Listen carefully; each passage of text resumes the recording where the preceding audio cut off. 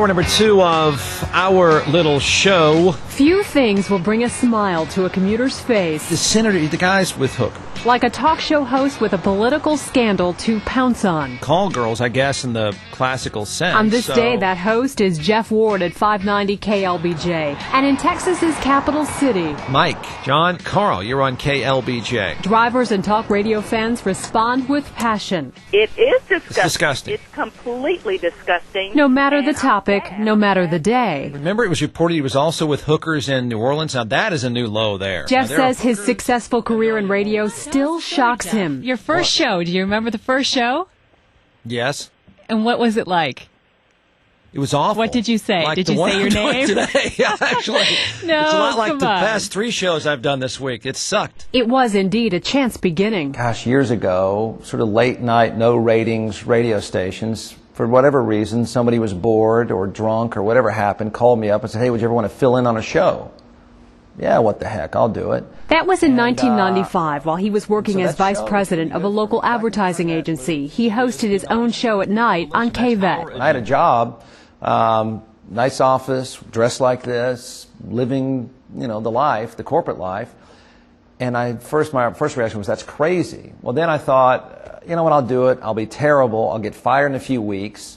But I'm going to learn, I want to learn as much as I can. I probably still to this day winging it 10 years later, but the thing kind of took off. Took off it did. His success and unique style earned him his own show at 590 KLBJ in 1997. You're a complete punk if that's what you do. Within 3 years, he took the Jeff Ward Show from 16th place to the #1 afternoon talk radio show in Central Texas. He usually finishes in the top 2, even when competing against FM stations. Genuinely, do you ever think, wow, I've made it this far? Well, yeah. I would say it's been a pretty good run. It's been pretty successful. I'm okay with that. I expected that. But I don't sort of micromanage awards and ratings, except I do keep track of money.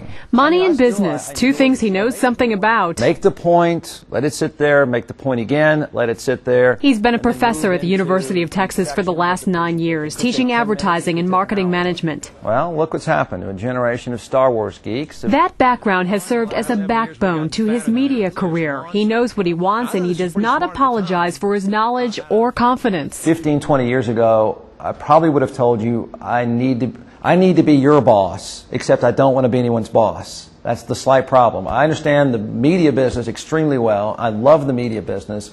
I just don't want to be anyone's boss or anyone's employee. Why don't you want to be a boss? Because I don't want to deal with you. Jeff says he learned early on he did not thrive under a coaching environment. I'm the guy you pretty much have to sort of point in a direction and get out of the way. It's about the only time I'm happy. So that attitude and skill may have been most apparent on the football field. Longhorn fans knew the All-American for his kick. The Southwest Conference record. And he's still in the NCAA record books for the highest number of game-winning field goals. The sport seemed natural to him, partially because his father was a referee. I grew up going to the Texas OU game because my father refereed it. So I got to walk down. When I was 7, 8, 9 years old, I was walking down the tunnel with the players. So my dad would always tell me, Jeff, this is where the best come. These are the best players. This is a big deal. And so I had kind of this moment my senior year in college. I was our team captain. And getting to walk down there by myself was this moment where he said, you know what? You're among the best. A moment, he says, will stay with him forever, and an education in life and business. That's another good lesson in football. You pat yourself on the back. Directly in front of the goal post. And that's when you pull hook and you've lost a game. That's hope. It's a life lesson he hopes to teach his 2 sons. He says they are, without a doubt, #1 in his life. Rule number 1 is work like crazy to be a good dad. Beyond that, there's not a whole lot of rules for me. But that's, you're never off duty there. So many teachings from a sport that stays with him to this day. As part of his latest business venture, Jeff started his own company, Maverick Communications, and is currently launching and producing the football show with co-host Jeff Ketchum. We made this interactive website and this football show, and it's not huge economics, but it's a pretty good idea. But what you might notice most about Jeff is he seems uncomfortable in his own skin. I've been incredibly uncomfortable with the whole concept all these years. It just makes me feel weird. Hey, welcome to our little show. Maybe that's what keeps his show thriving. His outlook on his profession and on life in general is one of great risk with the ultimate goal of reward. Just consider his latest chapter in life, triathlete. Again, it's that sort of Jeff Ward mentality. I think about it, I just dive into it, and it happens. And if it blows up, it blows up. Ha ha! Try that.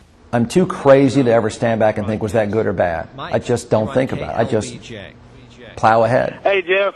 Love your show, man. Love your show.